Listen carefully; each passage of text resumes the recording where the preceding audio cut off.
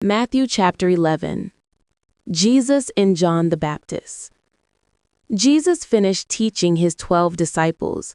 Then he went on to teach and preach in the towns of Galilee. John was in prison.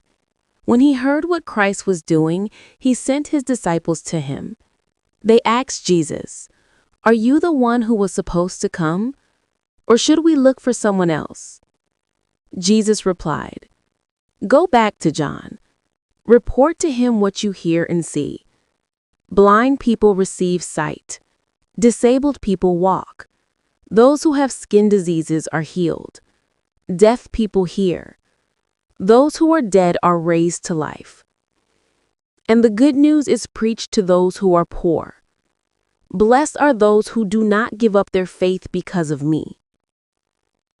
As John's disciples were leaving, Jesus began to speak to the crowd about John. He said, "What did you go out into the desert to see? Tall grass waving in the wind? If not, what did you go out to see? A man dressed in fine clothes? No. People who wear fine clothes are in kings' palaces. Then what did you go out to see? A prophet? Yes, I tell you, and more than a prophet. He is the one written about in Scripture. It says, 'I will send my messenger ahead of you. He will prepare your way for you.'" Malachi chapter 3. What I'm about to tell you is true. No one more important than John the Baptist has ever been born. But the least important person in the kingdom of heaven is more important than he is. Since the days of John the Baptist, the kingdom of heaven has been advancing with force, and forceful people are taking hold of it. All the prophets and the law prophesied until John came. If you are willing to accept it, John is the Elijah who was supposed to come. Those who have ears should listen.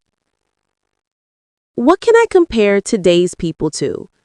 They are like children sitting in the marketplaces and calling out to others. They say, "We played the flute for you, but you didn't dance. We sang a funeral song, but you didn't become sad."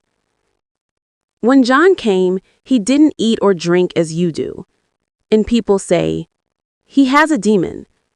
But when the Son of Man came, he ate and drank as you do. And people say, "This fellow was always eating and drinking far too much. He's a friend of tax collectors and sinners."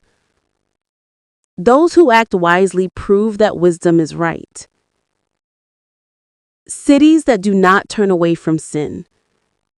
Jesus began to speak against the cities where he had done most of his miracles. The people there had not turned away from their sins.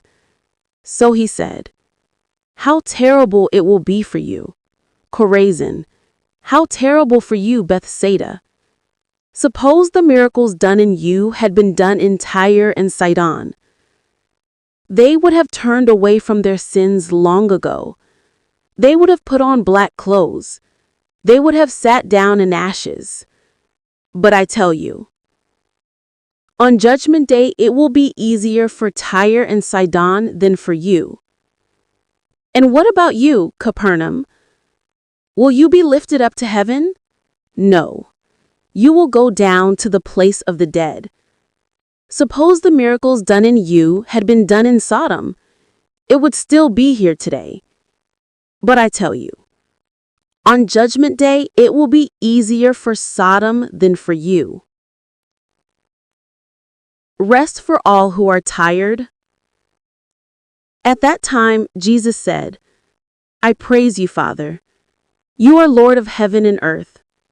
You have hidden these things from the wise and educated, but you have shown them to little children. Yes, Father, this is what you wanted. My Father has given all things to me. The Father is the only one who knows the Son, and the only ones who know the Father are the Son and those to whom the Son chooses to make him known. Come to me, all of you who are tired and are carrying heavy loads. I will give you rest. Become my servants and learn from me. I am gentle and free of pride. You will find rest for your souls. Serving me is easy and my load is light.